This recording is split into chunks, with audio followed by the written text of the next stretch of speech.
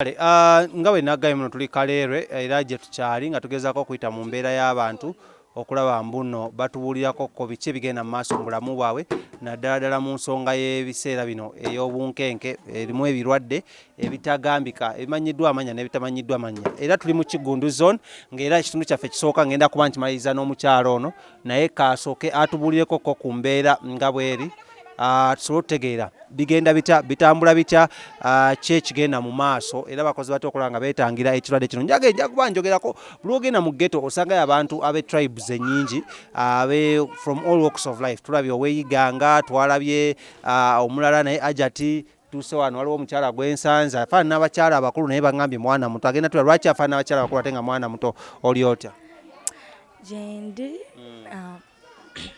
Pozimu naffe gye tuli amanya go gwana Nabukere Mariam. Assalamu alaikum. Walaikum salam. Oyina emyaka emeka?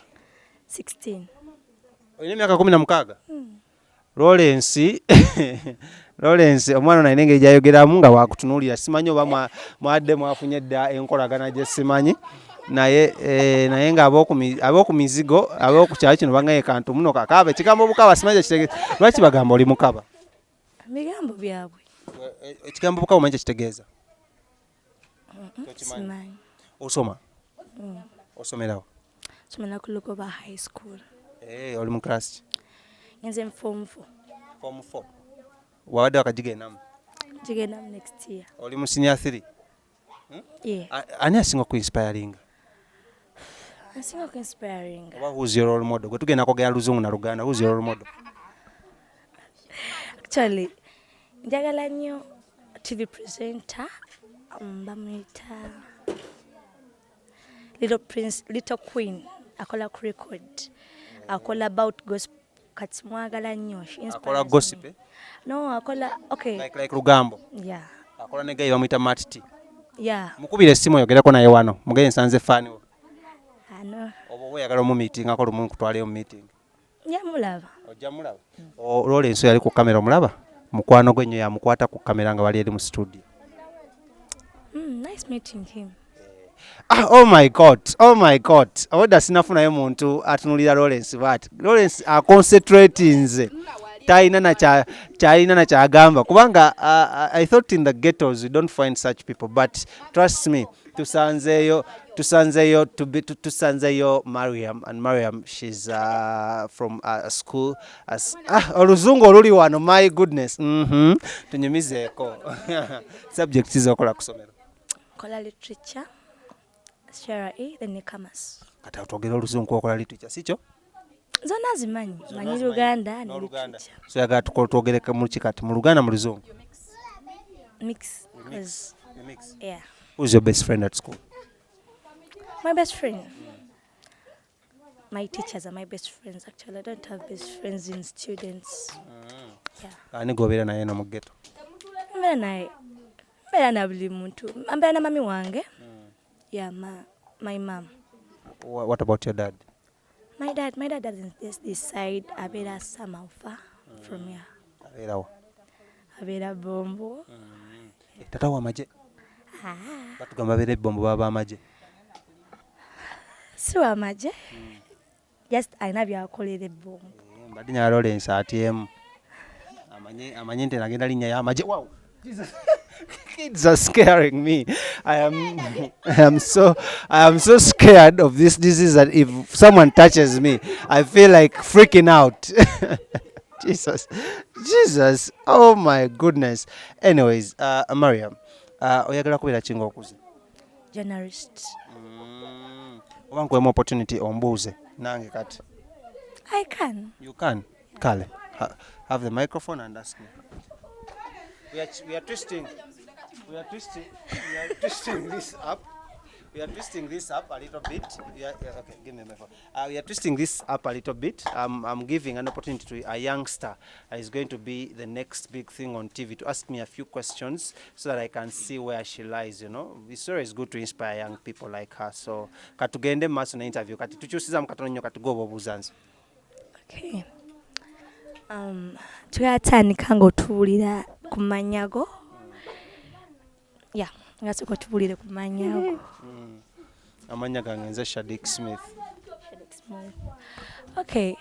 Why did you start this dream? Watandiko Chanogamba, I want to be this, and how did you achieve it? The challenges you met in life while achieving your dream, what did you meet?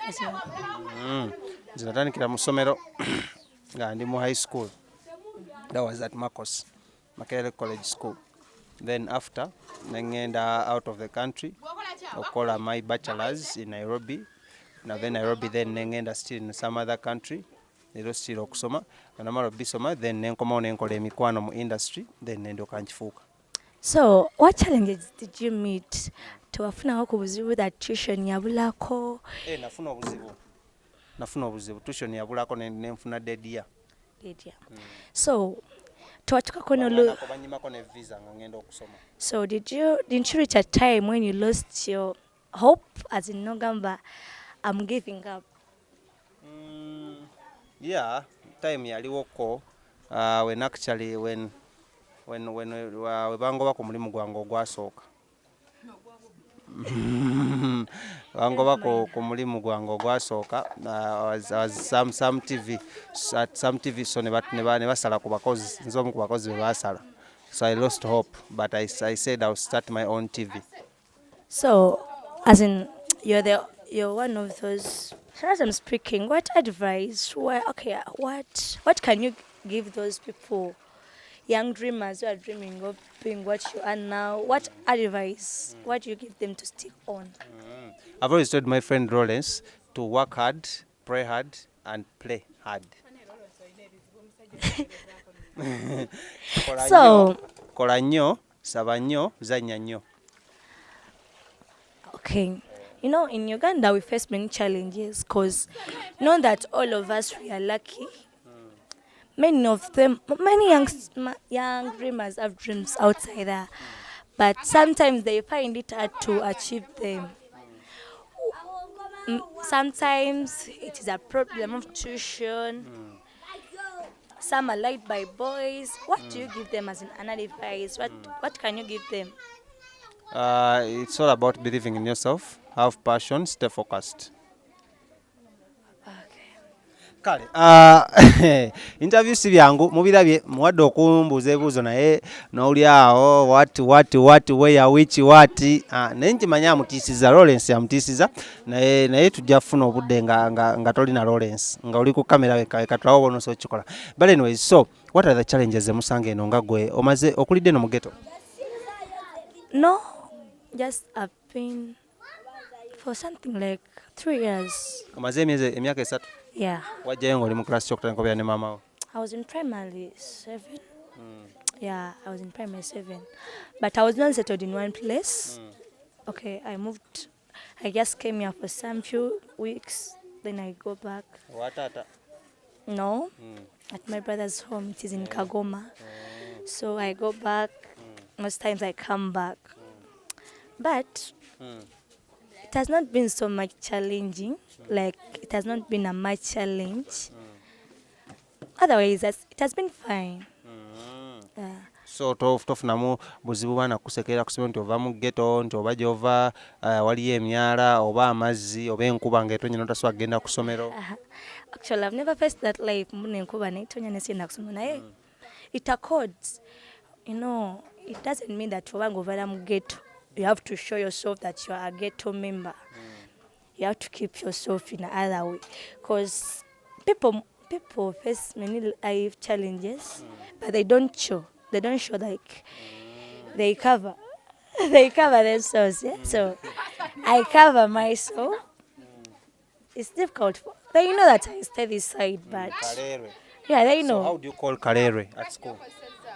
I call it Kalere. Or Kals? Or Karere? No. No. No. Kale. So, are you a boyfriend? Yes. Mazima. A boyfriend. Atajja kulaba agambe wamwewakanye. I know, but broke up. Hey, what happened? Much.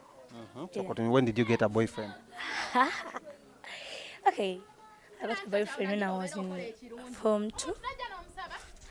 I was in Form 2, then Actually, I just liked him because of his academic status. Performance. Yeah, he had a good status in academics. So, but to go far, it was not the type of boy I looked for. So we broke up after much happening. Yeah. So which type of a boy did you look out for? Actually, I looked for a boy disciplined with a good academic status, Lawrence. understanding and caring. Oh, Lawrence olina obubonero bunaku busatu. So ate nekyasimati tokirowoozezaako. No, actually. Sajja we yayambadde Air Force, ayambadde akapale ka black, kubya akasaati uli obwalage. Kirowoozaako. Echa? Nti ngambye boyfriend. Yeah, actually. I just want Ali to. smart. He's smart. Ate nno yasoma ebitabo bye n'abikugukamu oyo golaba. Yakulemberanga abaana kusomero kiva tukumukozesa. That's great. Mu mirimu gye tukola naye waliyo omukyala tandi bulungi naye simanyi ngenda kuba mujja kumubalagako Lawrence panning a camera omukyala oyo gwe mulayoza engoye tandi bulungi naye yoyo kale kati nga tugenda mu maaso naye tugenda mu ghetto nze nakulira mu ghetto, that's why Embozzi ya ghetto ennyumira nnyo. So biki ebyo byoweegomba mu bulamu ng'ogamba bwenkula kino kyenja okukolera maama bwenkula kino kye kigenda. Actually, in life, I admire to be a gift. So, negomba wenkula, I be a gift to my mom because I've seen that struggle she has passed through just for me. Negomba nyo bele.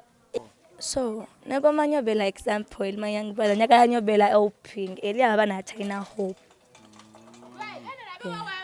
So your last words to the people abakola ba young kids abali mu ghetto ababeera mu mbeera nga efanzako babuuka emyala amazzi gabatawaanya. My last words to them is, okay, let them not give up because there is no situation which is permanent. Only if they work hard, they will change that situation they've grown up into. Let them take your example because you said you're one of these people. Let them take your example. Let them just know that there is no situation that is permanent. Kale bote twale ne Mariam kusuveno kalere mu side za ghetto eri embeera egenda maaso okulaba muno tugeza okulaba muno twewala tutya watutangira tutya bulwadde buno bwasazeeko ensi yonna okulaba muno ate n'abo omuntu b'omu ghetto balina engeri gye bagenda okuba nga babwetangiramu. So Mariam nga badde neyalidde okubuuzaako gweokoze okulaba muno weetangira, how are you preventing okulaba muno obulwadde buno tebukutuuka kuba tebukwata? Neetangidde nnyo nga tukozesa nnyo sanitizers. Tukozesa nnyo sanitizers, twekuumye nnyo because we wash our hands buli w'ofuluma n'oba ng'oyingira no naaba engalo. So tukipinza nnyo nga tuli mu nju. Yeah. So you have prevented. Kale bwatyo bagambye balinaaba mu ngalo beekarantiininze they're ever in the house. So awo tugenda okuba nga tukoma ekitundu kyaffe kyose ekyo kigenze. Mwebale nnyo okulaba nate mutulabye n'okutuuliza wano ku Uganda Kinaku. Amanya eddoboozi bampita Shadiq Smith, nkoze ne mwana mulenzi Lawrence yakubye engato ya Air Force, empale ya black, akasaati keeko kali akalagirwa akasana kamwokyeza. But anyways afunyeemu kyoba omanya nze bagambye afunyeemu. But anyways King Montage Production, thank you so much for sponsoring us. We catch you next time in our part B of this story. Tuli kaleere tetunavaayo tukyagenda maaso nga tunyumyako n'abantu ab'enjawulo. Musibe bulungi for now, tukwatagana te mu part B.